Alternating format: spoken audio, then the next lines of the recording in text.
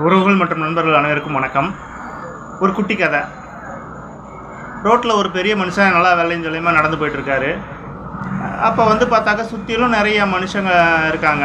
அதில் ஒரு சிலர் அவரை வாழ்த்துறாங்க, ஒரு சிலர் பார்த்தாக்கா அவரை கொஞ்சம் பொறாமையோடு பார்த்துட்ருக்காங்க. அந்த வாழ்த்துறவங்க பார்த்தாக்க எல்லாருமே ரொம்ப மகிழ்ச்சியாகவும் சந்தோஷமாகவும் அவரை பார்த்துட்ருக்காங்க. அந்த ஒரு சில பொறாமை பிடிச்சவங்க இருக்காங்க பாருங்கள், அவங்களுக்கு அவங்க ரொம்ப அழுக்காக இருக்காங்க. என்னடா அந்த ஆள் மட்டும் விளையேறுன்னு இருக்காரு, நம்மலாம் இவ்வளோ அழுக்காக இருக்கமே அப்படின்னு சொல்லிட்டு அவரை பார்த்து ரொம்ப பொறாமை.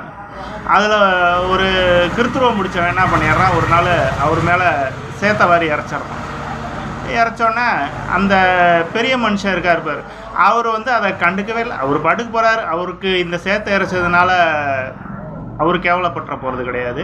அவர் பாட்டுக்கு நடந்து போயிட்டுருக்காரு. அதை பார்த்துட்டு மற்ற மக்கள் எல்லாருமே பதறி போயிடுறாங்க. என்னடா இவன் சேத்த வாரி இறைச்சிட்றானே அப்படின்னு இறைச்சிருக்கிறானே அப்படின்னு சொல்லிட்டு எல்லா மக்களும் பதறி போயிடுறாங்க. ஆனால் சேத்த வாரி இறைச்சவனுக்கு ஒரு சின்ன சந்தோஷம், அந்த ஆளையும் நம்மளை மாதிரி ஆக்கிட்டோம் அப்படின்னு சொல்லி ஒரு சின்ன சந்தோஷம், அவ்வளோதான் கிடச்சிருமே ஒழிய மற்றபடி அந்த பெரிய மனுஷனுக்கு எந்த குறையும் நடந்துட போகிறது கிடையாது. எந்த மக்களும் அவரை வெறுத்துற போகிறதும் கிடையாது.